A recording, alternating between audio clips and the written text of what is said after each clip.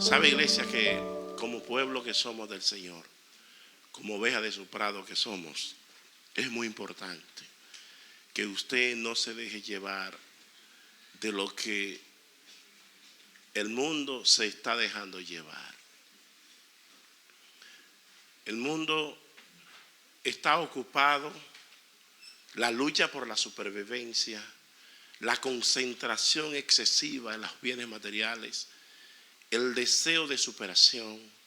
El deseo de superación es una intuición que viene de parte de Dios. Toda persona que quiere superarse, no creo que hay nada de malo en que usted querer superarse. Una persona que quiere hacerse profesional, una persona que quiere comprar su propio apartamento, su propia casa, una persona que quiera tener su propio negocio, eso no es malo. Eso suena muy bien y eso no está mal.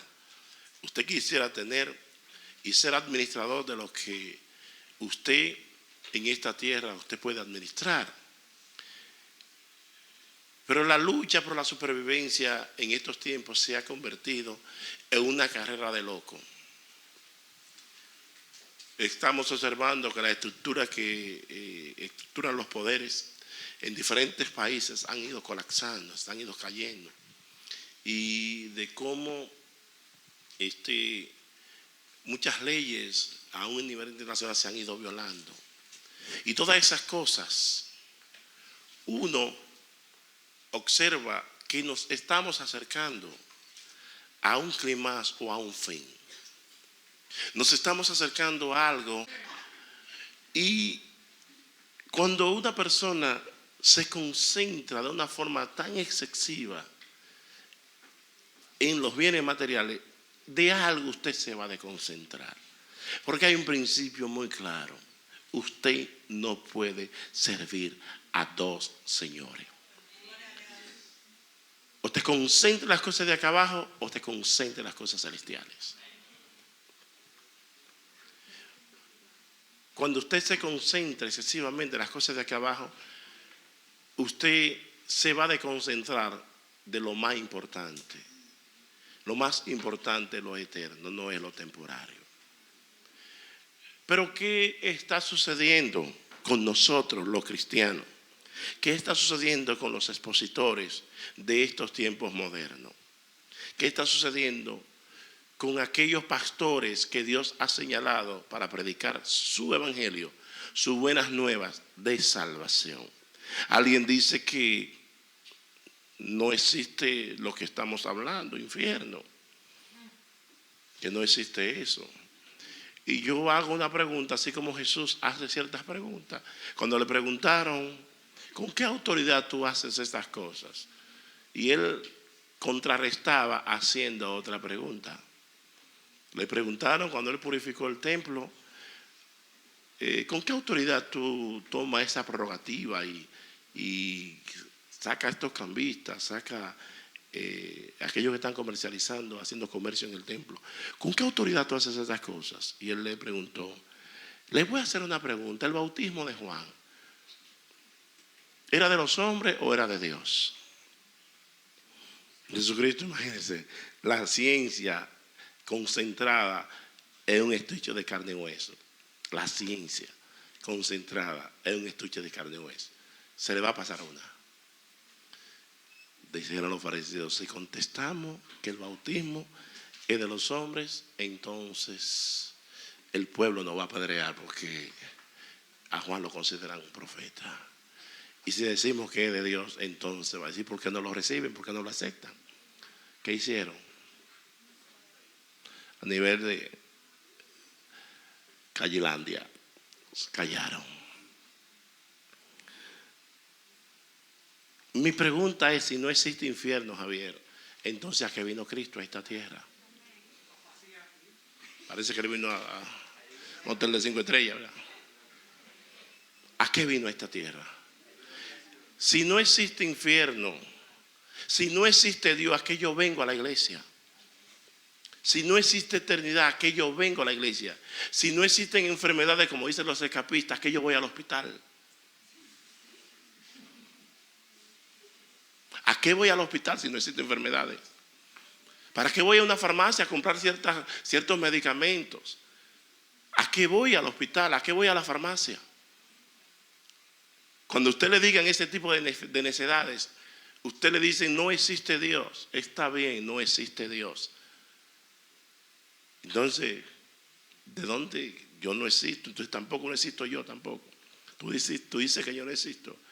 En los tiempos de los pensadores, que hubo una guerra de pensamientos, a René Descartes le preguntaron que si existía Dios, y él dijo, yo pienso, por ende yo existo. Entonces, como yo pienso, yo existo. Yo no sé si usted entiende, sabe quién fue de René Descartes. Alguien fue a la escuela elemental, la secundaria por lo menos. Fue aquel que inventó los ejes cartesianos. Usted busca en la sisa y en la otra parte, no recuerdo, usted busca un punto en el espacio. Le dan X cantidad y usted busca un punto en el espacio. Y ese individuo, dentro del álgebra, inventó lo que llaman los ejes cartesianos. Así como se combina con la geometría inventada por Tales de Miletos. Así se combina la trigonometría. Entonces esas combinaciones, por eso nosotros observamos los edificios, los barcos, los aviones, los vehículos, por ese tipo de principio. La ciencia acepta su ciencia, entonces yo lo voy a aceptar la verdadera ciencia, que es la palabra del Señor.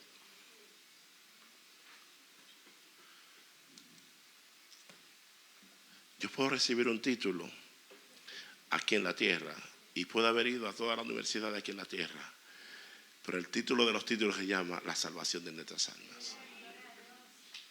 Hoy se está perdiendo porque no se está confrontando, como decía mi compañera, el pecado.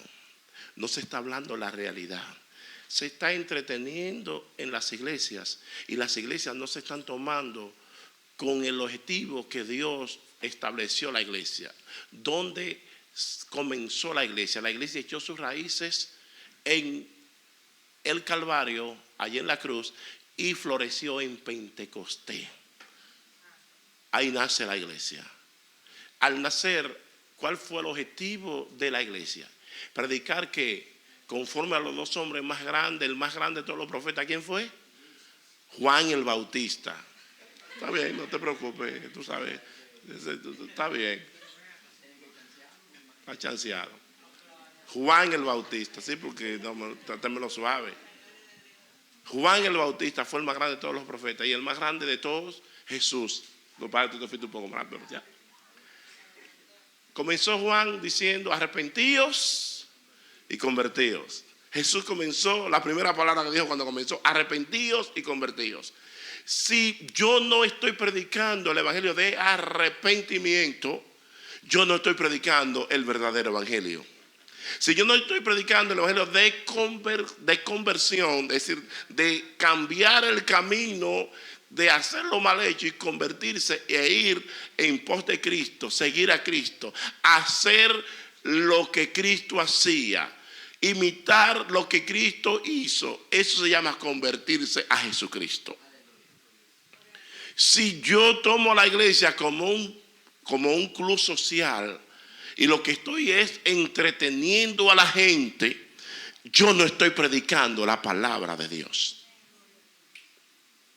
La palabra del Señor hay que hablarla, pero hay que hablarla tal como Él nos enseña. En Mateo 5, creo que el verso 19 dice que el que añadere, dice que ni una tilde ni una jota de la ley se dejará de cumplir. Y Apocalipsis dice que el que añadiere o quitare a esa palabra, a esa ley, va a tomar parte de todas las plagas que están escritas en el libro de Apocalipsis. Entre una de las plaguitas que hay ahí está el lago de fuego. Inclusive a nosotros los hijos de Dios, el Señor nos llama hijos de resurrección. En ocasiones nos llama hijos de resurrección. Y Jesús dice, cuando el día dice, habla en el tiempo de las tinieblas. El momento de las tinieblas. Hay días que son específicamente para las tinieblas. Hay días malos aquí en la tierra. Y se avecinan días malos, no buenos. Y no sé si usted recuerda, creo que fue en el 2005. 25 de diciembre del año 2005. ¿Qué sucedió en ese día? ¿Alguien recuerda qué sucedió ese día? ¿Recuerdan algo que sucedió por allá creo que en ciertos países amarillo? Creo que Tailandia, por ahí, Indonesia. Usted investiga qué sucedió en ese lugar e investiga el por qué sucede esa catástrofe en ese lugar. Y usted se queda anoladado, se queda boquiabierto. Se practicaba mucho nudismo, mucha inmoralidad, mucha promiscuidad sexual. Se practicaba muchas cosas en esos lugares. Y el juicito que vino de parte de Dios no fue pequeño. Murieron más de 200,000 personas. Tsunami es un nombre moderno para lo que es un maremoto. Temblor de tierra, un temblor en la mar y se desparramó la mar. Según dicen los sismólogos, le llaman las capas tectónicas, que es como la base que soporta la tierra y que soporta ciertas áreas en la mar. Y Dios no me hizo así, déjame sacar una de las varillitas de esa de los cimientos. Así. Tan pronto saca, hay un desbalance. La ciencia no ha podido, tú sabes, controlar esas cosas. Los sismólogos de Japón, todos los edificios se hacen en base a que están preparados por si hay temblores de tierra. Y cuando Dios sacude la tierra no hay nadie que la pueda controlar. En California del mismo modo. Y en los lugares donde son lugares sísmicos, donde son lugares donde la tierra tiembla a menudo, los científicos hacen lo que sea para tratar de impedir eso. Pero los juicios de Dios no lo detiene nadie. Según dice que Steve Jobs, ¿saben quién es? ¿Verdad? El que fundó este tipo de artefactos, que el de la Macintosh, la Apple, dice que los científicos tienen a Steve Jobs congelado, tienen frisado, porque se cree que la ciencia va a llegar a modo tal en donde ese cerebro se va a otra vez a volver a usar. Inclusive estuve observando en HITN y en los canales de ciencia, que hay otros, Discovery Channel y History Channel, donde hay un aparato que está formando supuestamente órganos, los órganos vitales del ser humano, lo están formando. El hombre puede hacer lo que haga, pero cuando Dios dice te va, lo que le gusta a Manuel Nietzsche, Cheré lo salva. Te vas porque te vas. Vamos a seguir hablando de la realidad, de lo que nosotros no queremos escuchar, pero hay que hablar. Observamos que, en primer lugar, hicimos una pregunta: ¿qué es el infierno? Ya le estamos contestando. ¿Es el infierno un lugar real? También le estamos contestando. ¿Para quién fue creado el infierno? Esa pregunta también se estará contestando. ¿Quiénes van a este horrible lugar? También se estará contestando y le estamos contestando conforme al mensaje. ¿Por qué crea Dios este horrible lugar? ¿Qué es el infierno? ¿Es el infierno un lugar temporario o es la morada eterna de los perdidos? Nosotros hablamos también la segunda parte B de este mensaje, la realidad del cielo. Pero estamos hablando primeramente del infierno, por si acaso no se me desesperen.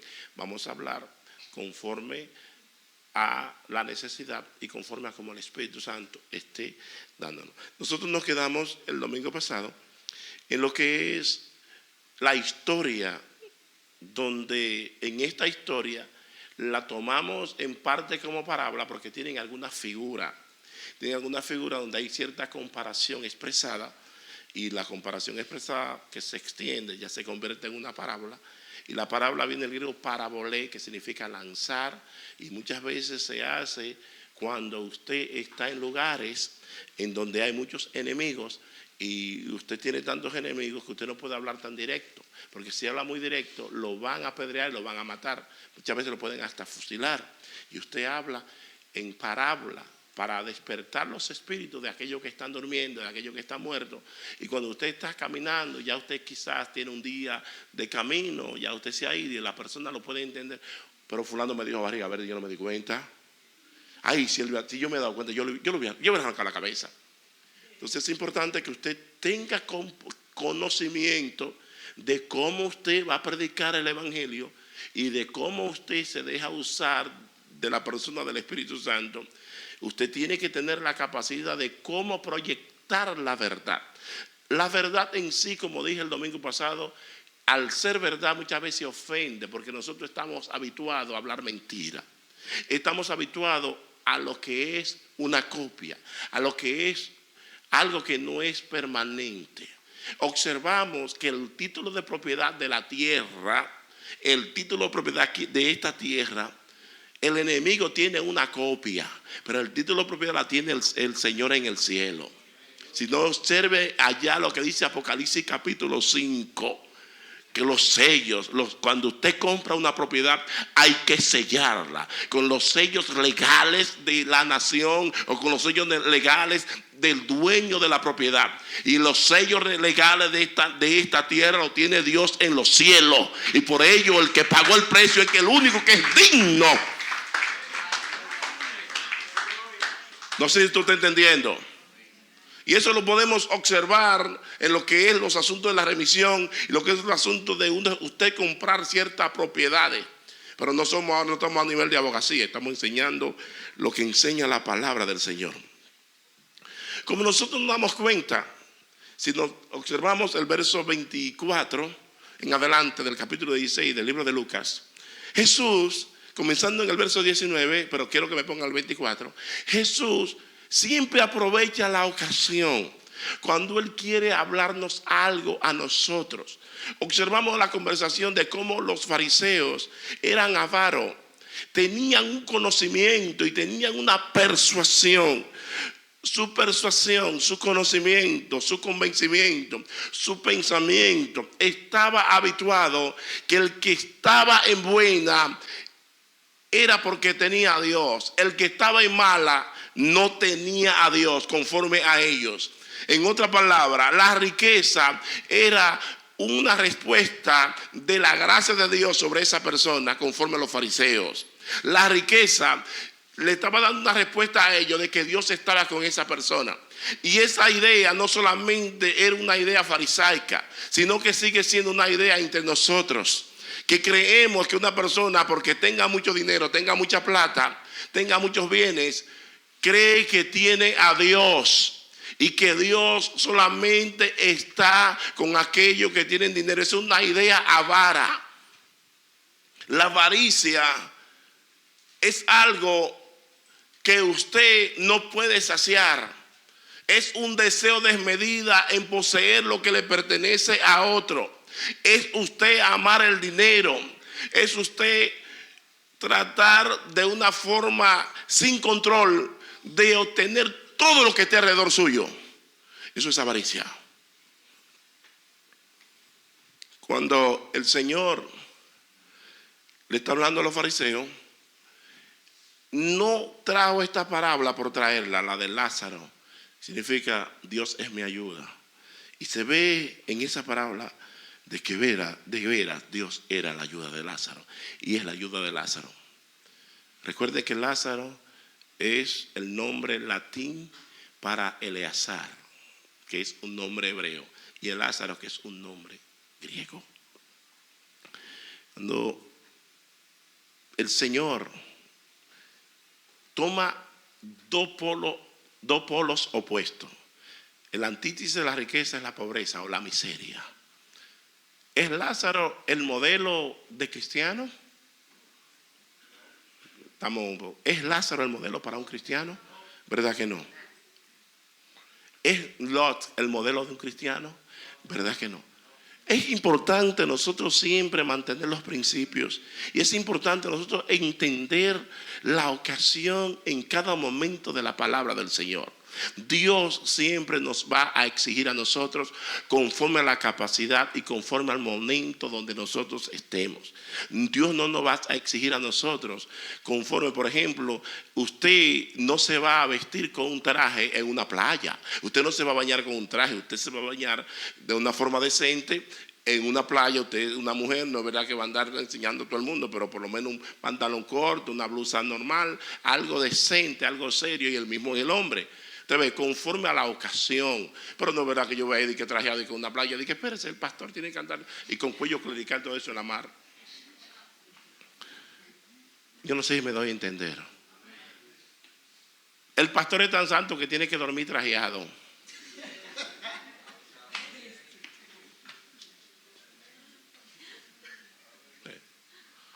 ¿Por qué trajeado el asunto?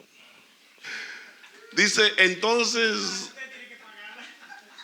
él dando voces dijo, Padre Abraham, ten misericordia de mí y envía a Lázaro para que moje la punta de su dedo en agua y refresque mi lengua porque estoy atormentado en esta llama. Hay quienes dicen, olvídate, ahora está fulano descansando. Fulano está descansando. Recuerdo una ocasión, se ve un poco fuerte lo que voy a decir, un ex pitcher de los Yankees de Nueva York llamado David Ward, que era un borrachón, iba hasta pichado borracho el loco. Y a David Ward le preguntaron cuando murió John Steinbrenner, el propietario de los Yankees, él está mejor que nosotros.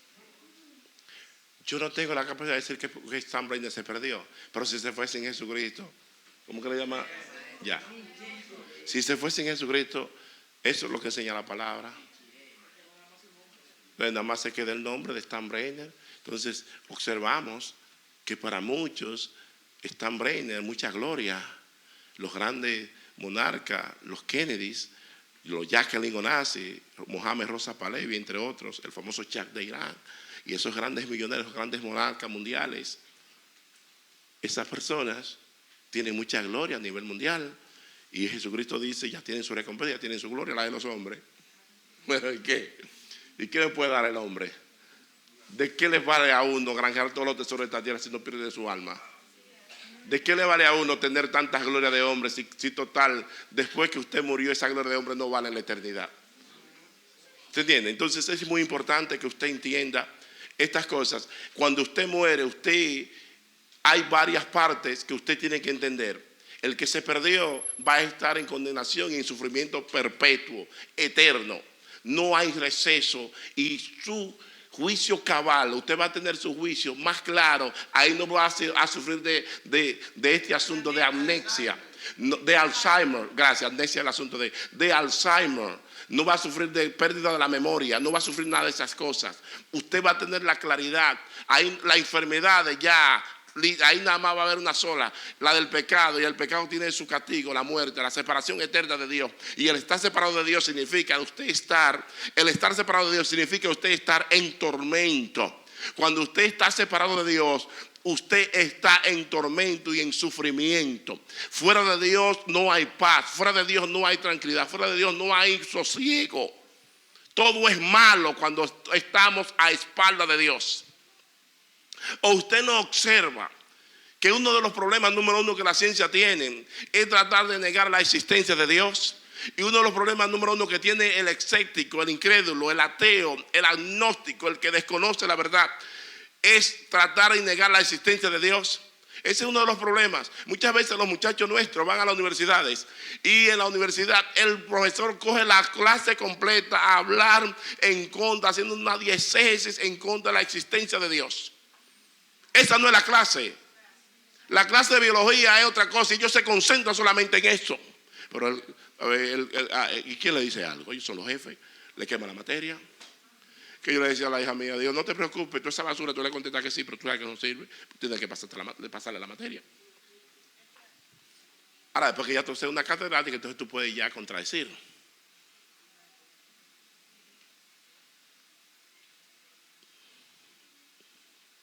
Bueno, los que están en un lugar de descanso están tranquilos, los que se salvan están descansando, que eso lo vamos a ver cuando hablemos de los cielos, de la realidad del cielo.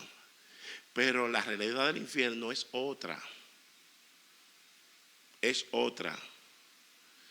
Estuve observando, la esposa mía cuando llegué ayer, me dice de la masacre que sucedió, creo que, no sé si el año pasado, creo que fue en el verano, allá en la Florida, donde mataron 49 homosexuales, estaba en un club de esos de gays, Y bueno, y sucedió una tragedia, una catástrofe, que nosotros los cristianos no podemos alegrarnos de eso, aunque una persona muera en pecado. Nunca un verdadero cristiano se va a alegrar de una catástrofe, y mucho menos si sabe que los que estaban ahí no tenían a Jesucristo. Al contrario, eso es causa de uno llorar y gemir más por las almas. No es bien que un cristiano se alegre de una persona que muere en pecado. No, ese no es el deseo nuestro. El deseo nuestro es que se salve, porque Jesucristo no se goza de que nadie se vaya al infierno. Y nosotros tenemos que tener el Espíritu de Cristo. ¿Qué pasa? Que se ha tomado ese día como el día de la celebración a nivel de los gays a nivel mundial. Y muchos testifican de que ya ellos están en un lugar de descanso. ¿Tú ves? Eso hace la ignorancia. ¿Qué es ignorancia? La ignorancia es usted ignorar o desconocer, que la palabra no podemos definir una misma palabra con la misma. Desconocer algo que usted debe y tiene que saber. Eso se llama ignorancia. Desconocer algo que usted debe y tiene que saber. Y es un pecado, ¿verdad? La ignorancia también es un pecado, porque así nos enseña la palabra. Cuando nosotros desconocemos una realidad, por ello usted tiene que darle gracias a Dios donde usted le dice la verdad. A veces hay personas que se le dice la verdad y salen con la cara amarrada con un machete boto, como un limón agrio. Pero es mejor, el limón agrio y el machete boto tiene esperanza. El limón agrio, cuando se exprime, se le echa azúcar y se le echa agua y se convierte en una limonada, y es algo agradable, muy agradable, usted ve. Y el machete boto puede encontrar cualquier lima y puede alimarla y puede cambiar su estado. Es mejor que se le diga la verdad a usted y no que usted quede siendo siempre un limón agrio y un machete boto. ¿Usted me entiende? Es bueno decirle la verdad, la realidad de las cosas. Observamos que en el infierno usted está claro, su juicio está claro. Si observamos, seguimos observando los versos siguientes, el verso 25 y el 26. Pero Abraham le dijo: hijo, acuérdate. Recuerde que el verso anterior, la parte C o la parte B, dice padre Abraham. Y como le dijo padre, él le contesta y le dice: hijo. ¿Cómo es? ¿Cómo es que le dice Abraham? Hijo, ¿verdad? Le dice: acuérdate que recibiste tus bienes en tu vida y Lázaro también males, pero ahora este es consolado aquí y tú atormentado, tú sabes. Ahí se está cumpliendo en Lázaro lo que significa Dios es mi ayuda. El otro no se registra el nombre de él. No se registra. ¿Era en sí el hombre rico hijo de Abraham? Biológicamente lo era. Ahora, considero, y la Biblia enseña, que los hijos nuestros, porque yo sea pastor, mi hija ya tiene su salvación segura. ¿Usted cree que porque usted sea hijo de un pastor o sea hijo de una cristiana o un cristiano, usted tiene su salvación segura? O los hijos suyos lo tienen seguro porque usted sea cristiano. Porque fuimos criados por Dios, ya nosotros somos hijos de Dios y tenemos salvación segura. El ser hijo de Dios por creación no significa que usted tiene salvación segura. Por ello el Señor no le refuta esos puntos aquí. Cuando dice tú recibiste tú bienes en tu vida, en otra palabra lo que está diciendo: mira, tú sabes muy bien claramente que tú viviste para tus placeres. Tu bienes tú lo recibiste, tú vivías para los lujos. La prioridad tuya eran los lujos, tu prioridad eran los placeres, tu prioridad eran las cosas terrenales. Tú no tenías en cuenta lo que era lo eterno. Tú te concentraste en una vida temporaria. Te concentraste en una vida que no es la vida eterna. Por ello tú estás aquí. Tú no sembraste para el futuro. Te dejaste dominar de esos sentimientos que no son sentimientos que venían de mi parte. Hay sentimientos que no son de Dios. Hay deseos que no son de Dios. Hay cosas que no vienen de Dios y se ven muy buenas.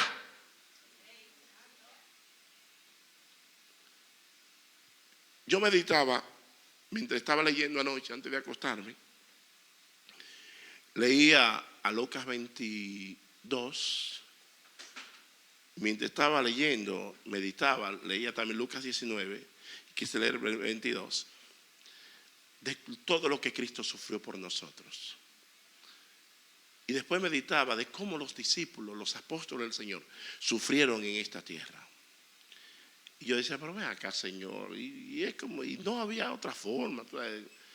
Tanto sufrimiento. Como dice el tío la esposa, a mí esto es lo que hay, esto es lo que hay. Yo no puedo cambiar el evangelio. El evangelio es el evangelio, buenas nuevas de salvación.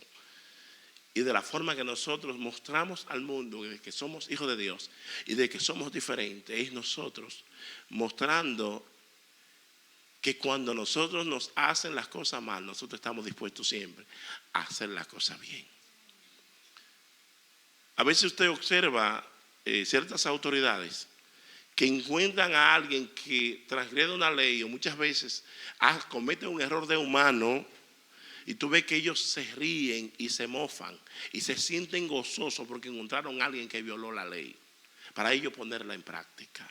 Mas sin embargo Dios es diferente. Cuando alguien viola la ley, Dios no se goza, Dios se entristece.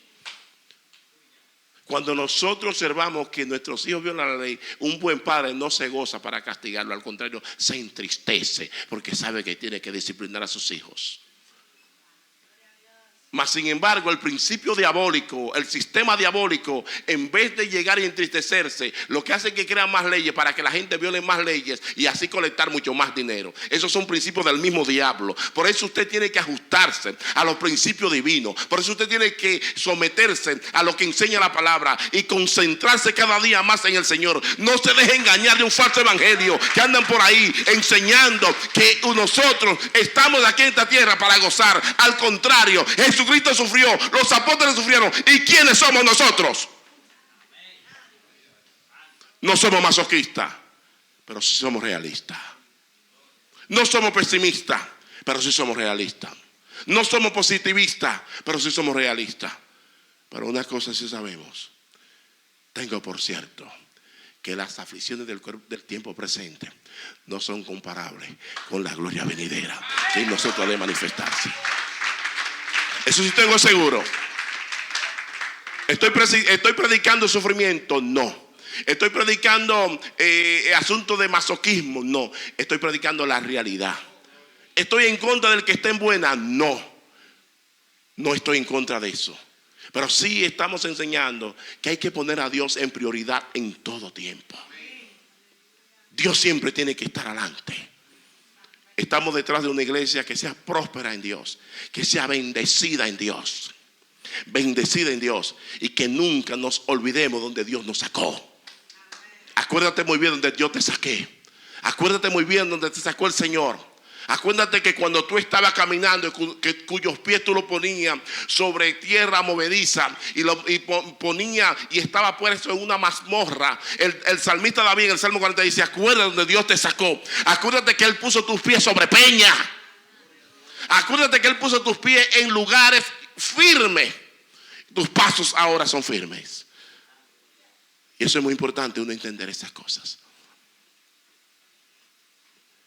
El 25 y el 26, muy importante, quiero tocar esos dos puntos. Dice: además de todo esto, una gran cima está puesta entre nosotros y vosotros. De manera que los que quieren pasar de aquí a vosotros no pueden ni de allá para acá. Hay dos cosas que nosotros tenemos que entender en este punto. El primero sería impropio y el segundo sería imposible. Ahí se muestra claramente cuando al decir que es impropio, estamos hablando de que Dios es un Dios justo. Dios es un Dios de amor, un Dios de bendición. Una persona que esté concentrada en las cosas de aquí abajo. Una persona que no esté concentrada en Dios. Una persona que lo que esté atendiendo los placeres de esta vida.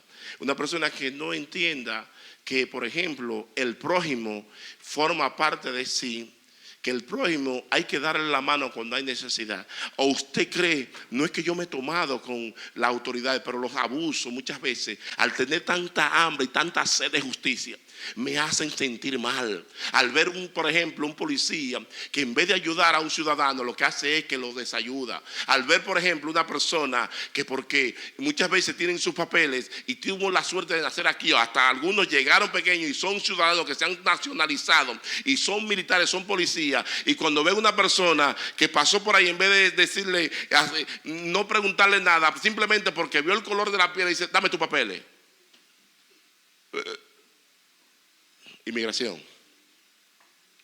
¿Usted cree que algo así usted se va a sentir cómodo? Entonces, cuando usted observa ese tipo de abuso, que usted no tiene un espíritu altruista, un espíritu para ayudar a su prójimo, un espíritu de amar a su prójimo como usted se ama a sí mismo, es imposible que cuando una persona inclemente y misericordia, una persona injusta, una persona abusador, una persona que abusa de autoridad, autoritarista, esté en un lugar de paz y de gozo cuando muera.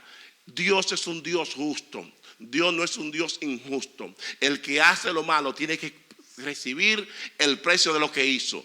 A veces nosotros oramos para que Dios le pague a ciertas personas, pero he entendido y le he dicho a los muchachos y a los demás, le digo, no hay que orar por eso porque es imposible que violemos lo que se llama el principio de siembra y de cosecha.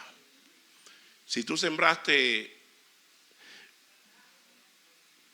cadillo, hay un lugar en el campo, le llaman una cosa que le llaman fogaratei, que cuando le pega la piel uno hasta los huesos lo despega. Pringamosa, que son una hoja que cuando se pega de uno cree que es veneno. Y las avillas, que ni los puercos se pegan ahí, ni los cerdos se pegan.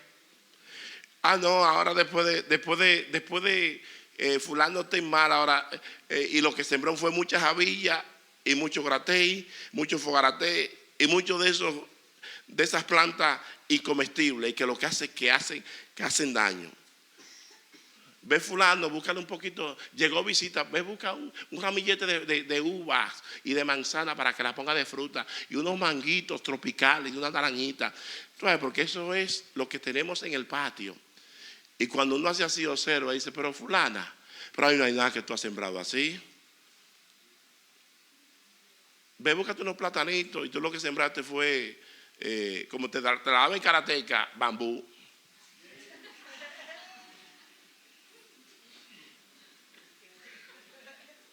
Y confundido, en vez de sembrar yautía, sembraste una yautía de cerdo que hay de puerco, que ni los puercos la quieren mucho. Y el que se la come le rompe el estómago. Entonces hay muchas personas que ese tipo de siembra es que hacen. Y a la hora de cosechar, quieren cosechar lo bueno. Por ello yo siempre he enseñado que cuando usted viene a este camino, usted tiene que venir con dos cosas. Usted tiene que detenerse en el Señor y busque un buen machete y amuélelo bien.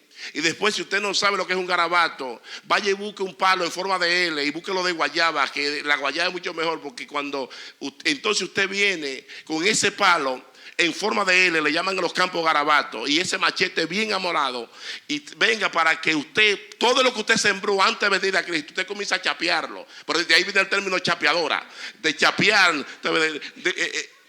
porque no viene el término por venir, de llevarse todo. Entonces así. El garabato limpiando también para defenderse. Después que tú chapeaste todo lo malo, entonces comienza a sembrar lo bueno. Pero hay quienes llegan al camino y llegó y ven oye, cuánta muchachita bonita. Y de una vez la quieren llevar. Digo, pero ven acá, pague el precio, a ver si usted da fruto, a ver si usted de veras es manzana o es uva, para que entonces se enamore. ¿Cuántos muchachitos bonitos? Una chapeadora que andan por ahí. Hay chapeadores también. Y quieren venir a llevarse jóvenes que quieren servir al Señor. Usted tiene que pagar el precio. Usted tiene que limpiar y mostrar que usted es una nueva creación, que usted es una nueva criatura, que usted no está trabajando para irse para el infierno, sino que usted está sosteniéndose para irse para el cielo, guardando las cosas que Dios le dice que debe de guardar. Hay quienes, mientras uno hace el esfuerzo de mantenerse en este camino, hay otros que hacen el esfuerzo de alejarse y de irse para el infierno. Hay unos que trabajan para el infierno, otros trabajan para ir al cielo.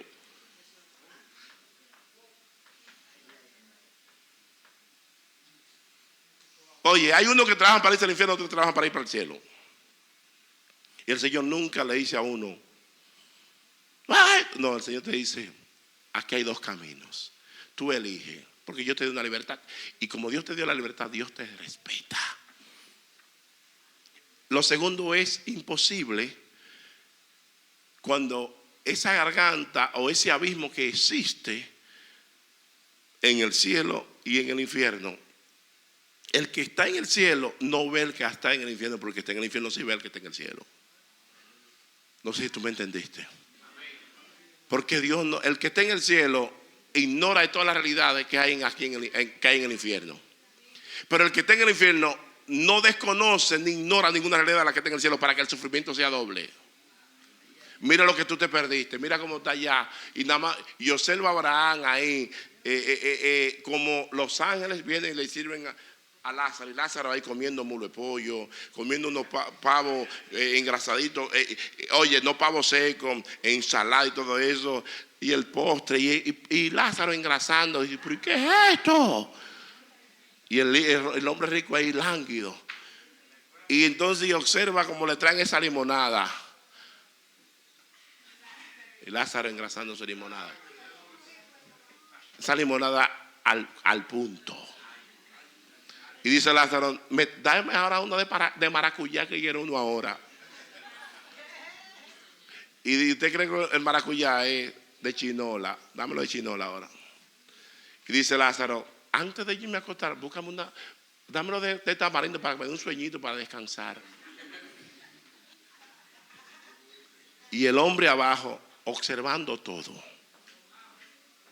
Oye, observando todo. Esa cima establece la diferencia. El que quiera ir para allá arriba no puede. El que quiera ir de arriba para abajo tampoco puede. En otras palabras, usted entienda una cosa. El familiar que murió en Cristo no se deje engañar del diablo de que bajó al infierno, como enseña la iglesia tradicional, de que usted vaya y pague qué sé yo cuántos dinero para sacar al alma de la penitencia que está su familiar, está en un lugar llamado supuestamente el purgatorio. La Biblia no enseña que existe ese lugar. La Biblia no existe la palabra purgatorio. Las almas se purgan aquí en la tierra. En otras palabras, se purifican aquí en la tierra. No es después de muerto. Después que usted cerró los ojos, no hay esperanza. No hay esperanza. Hay un juicio que está establecido. Es irreversible el usted querer volver a la tierra cuando usted está en la eternidad. Por eso David dijo, yo puedo ir a él, pero él no puede venir a mí.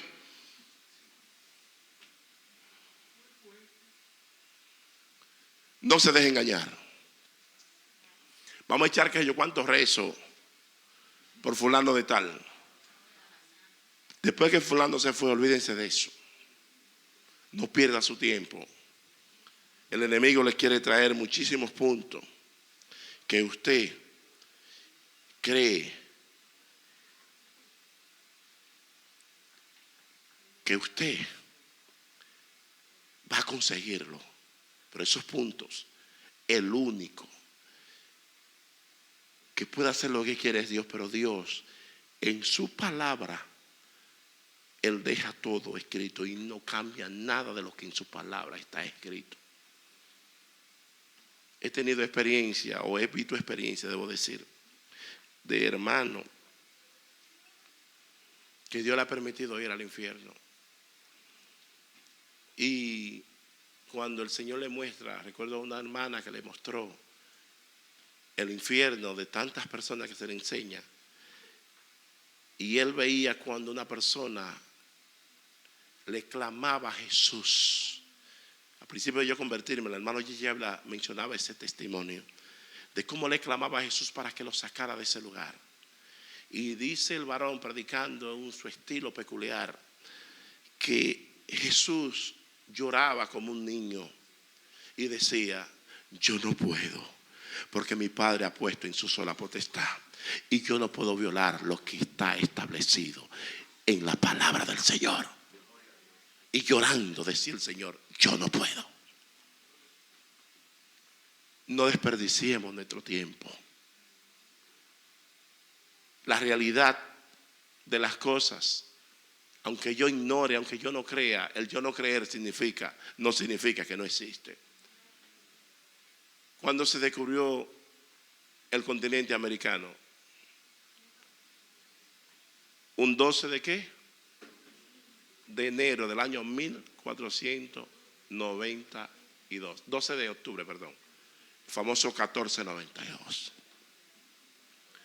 1492 se descubrió América. ¿Qué significa eso? ¿Que América no existía? América no existía, ¿verdad que existía? Si algo se descubre porque existe, entonces significa que porque, oigan esto, cuando el hombre muere que descubre el infierno, bueno, como él no lo sabía, no existe, tú ves. Como el hombre no sabe que existe cielo, ni existe infierno, no existe. Es mentira. El infierno existe. Aunque estemos en esta dimensión, el infierno existe. La eternidad existe, dice que son bienaventurados aquellos que sin haber visto han creído. Yo a Dios no le he visto, pero a Dios yo veo sus obras. Las cosas invisibles de Él, su eterno poder y deidad, nos dan a entender que Él es real. Al yo verte a ti veo que Dios existe. Al ver la naturaleza veo que Dios existe. Al ver el sol veo que Dios existe. Al ver un niño veo que Dios existe. Al ver una madre veo que Dios existe. Al ver lo bueno veo que Dios existe. ¿Cómo yo veo al diablo? Al yo ver las obras del diablo, gente matándose, gente destruyendo, gente asesinando, gente haciendo cosas malas, ahí yo veo las obras del diablo y veo que el diablo existe. En una ocasión le dije a un judío, digo, existe cierta siembra. Cuando usted siembra amor, usted cosecha amor. Y le expliqué, y el judío se quedó así tocado. Dice, wow, tú me hablaste una profundidad, algo. Y es verdad, cuando uno nada más siembra odio, odio es lo que uno recibe. Pero si tú recibes amor, tú cosecha amor.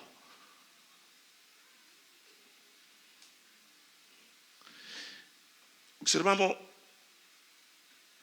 en el verso 27, entonces dijo, te ruego pues que Padre que envíes a Lázaro a la casa de mi padre, porque tengo 5 hermanos, para que les testifique a fin de que no vengan ellos también a este lugar de tormento. Se dice que algunos teólogos dicen que el hombre rico no quería que ellos fueran a ese lugar, no porque tenía amor por sus hermanos, sino más bien porque sus hermanos le iban a condenar más al él tener una vida tan promiscua y tan descuidada y darle tan mal ejemplo a sus hermanos. Al no darle buen ejemplo a sus hermanos, ellos iban a ir a ese lugar y por ello el Señor, aquí el hombre rico dice, envía a Lázaro o envía a alguien. Oye, unos puntos importantes. Si nosotros seguimos leyendo, dice, porque tengo el verso 29. Abraham le dijo, a Moisés y a los profetas tienen, óiganlos. Le dice, a Moisés y a los profetas tienen, a ellos oigan. Nosotros nos inventamos, los profetas hablaban de quién, de Cristo. Moisés hablaba de Cristo, hablaba de ese Salvador que iba a venir. Jesús le dijo, el maestro le dijo, el padre le dijo a Moisés, Dios le dijo a Moisés, profeta como tú voy a levantar de entre tus hermanos, a Elohim. 18:15 y 18:18 del libro de Deuteronomio. Óiganlo a él. Nosotros predicamos a quién. Los profetas predicaban a Cristo. Si a ustedes lo desechan, no le están desechando a ustedes a Dios. Dice, y el 31 dice que si se levantara uno entre los muertos, entonces a él sí le van a escuchar. Por eso dice que, oye, Cristo se levantó entre los muertos, ¿le creyeron? El otro Lázaro, el tocayo del Lázaro, de este Lázaro paupérrimo, se levantó de entre los muertos y en vez de creer más en Jesús, lo que hicieron que condenaron a Jesús. Lo querían matar. Lázaro se levantó entre los muertos. El milagro que trascendió y que rompió la coronilla a los fariseos no fue el milagro que Jesús hacía, de tantos milagros que hizo. Mira, Jesús resucitó por lo menos 2 más: el hijo de la viuda de Naín y la hija de Jairo. Pero cuando Lázaro fue resucitado, ya ahí dijeron los fariseos, no, esto se embromó, esto se fuñó, hay que matarlo, porque mira cómo el pueblo va a traer, hay que matarlo, porque oye, es mejor que uno muera por el pueblo y no que el pueblo muera, no que todo el pueblo muera por él. Profetizaron sin darse cuenta.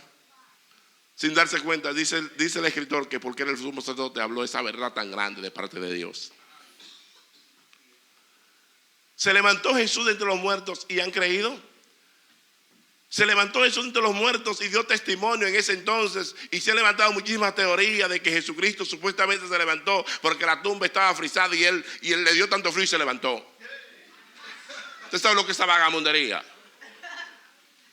Que estaba durmiendo y se levantó, que le echaron agua y se levantó.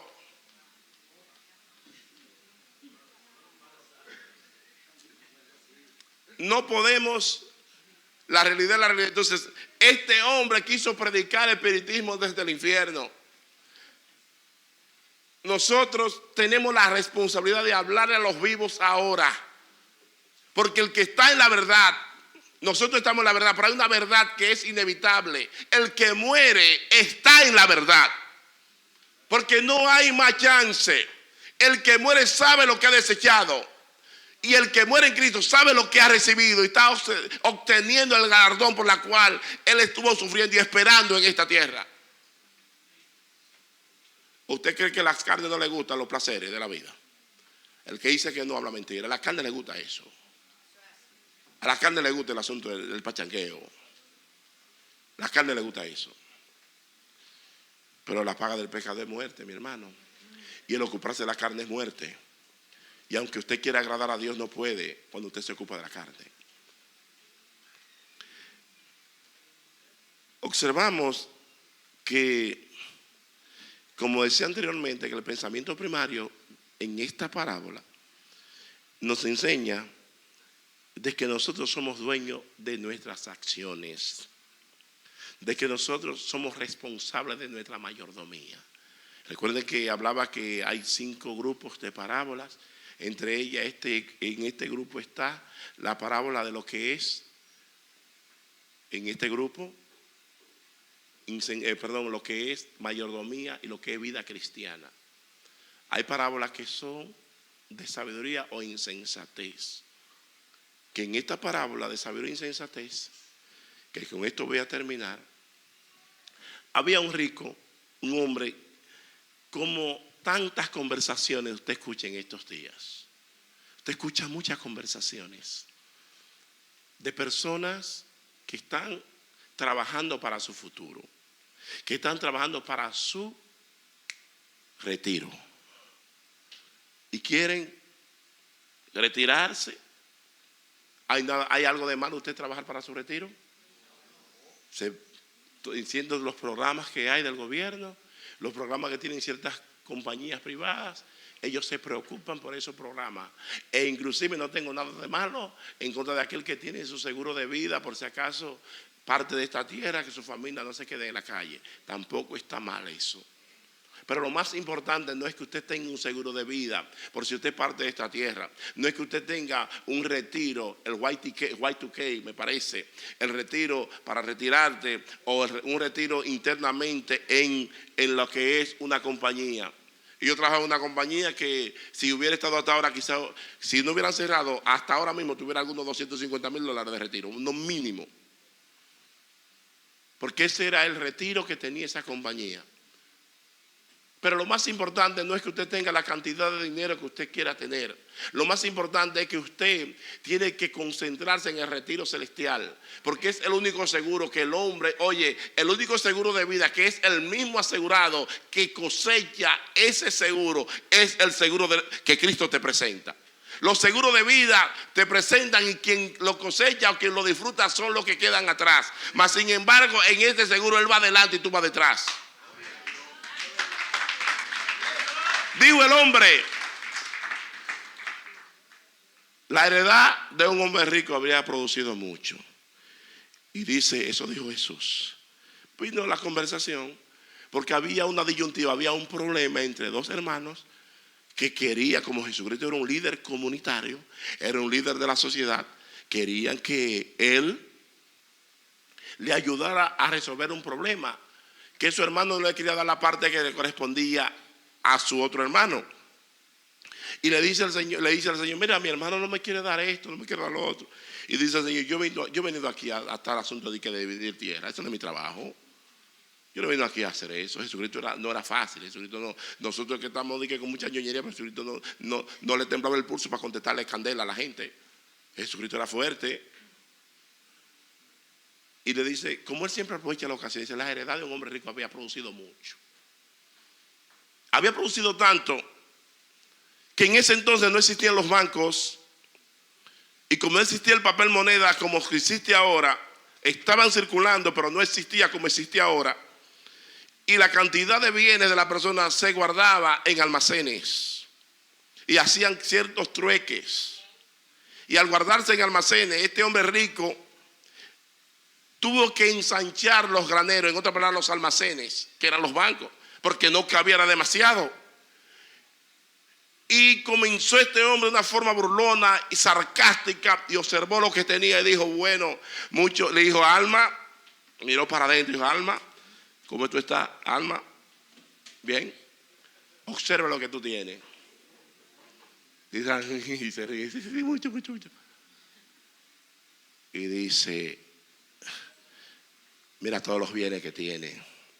Hay una millonada.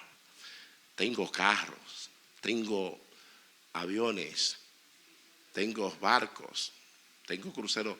A veces me voy a un crucero privado porque yo no quiero usar el mío. Tengo aviones privados, hoteles y tengo de todo. Aún tengo aparta hotel en Europa. Ahora compré uno en Dubái. Y le dijo el Señor, necio, esta noche vienen a buscar tu alma. Y lo que tú has producido, ¿quién lo ha de heredar?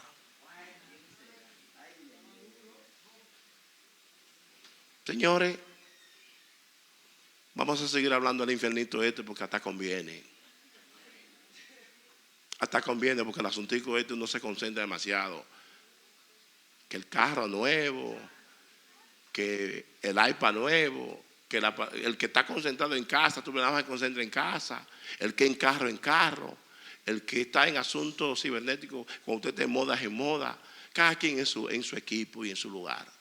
Pero yo creo que es bueno descodificarse de todas esas cosas. Porque esas cosas es lo que nos llevan a nosotros a la perdición. El hombre rico, eso era tela y tela, y tela y tela, y tela y tela, y tela y tela, y tela. Él tenía su sastre privado.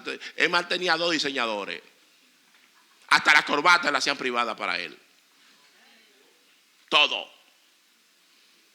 Y allí en el cielo, nada más observaba desde lejos. Y en el infierno le decía, es que no hay receso para los presos.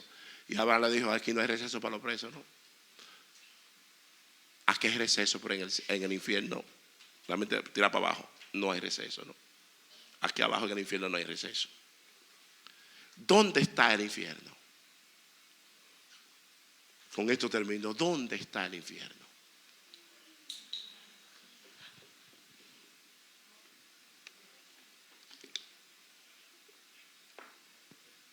Señores, ¿dónde está el infierno? Porque si usted observa, tenemos cierta luz en la palabra. Existe el primer cielo donde está la atmósfera. El primer cielo donde está la atmósfera. El segundo cielo donde está el famoso espacio. Donde está el sideral, donde están los planetas. Y el tercer cielo donde habita Dios. ¿Y en cuál de ellos está el infierno? Porque nosotros siempre tiramos para abajo. Si nosotros observamos, perdone, tengo una reglita, no hay una reglita, bueno, voy a usar el dedo. Voy a ir por ahí. Ustedes observan, miren, esto es un círculo. Si decimos está aquí, como este es el espacio, usted ve, déjenme poner, este es el círculo, este es el espacio.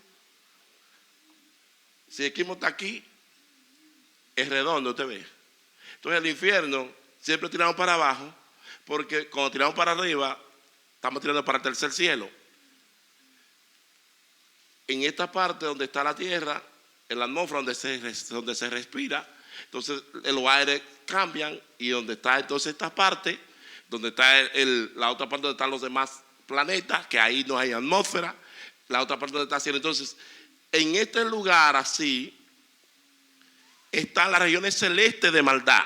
En las regiones celestes de maldad es donde está el infierno, donde está la actividad de las tinieblas. Donde las tinieblas son los jefes, Satanás es el jefe. Pero él es el jefe ahora. En aquel día, cuando ya Dios lo envíe, hay quienes están en prisiones eternas.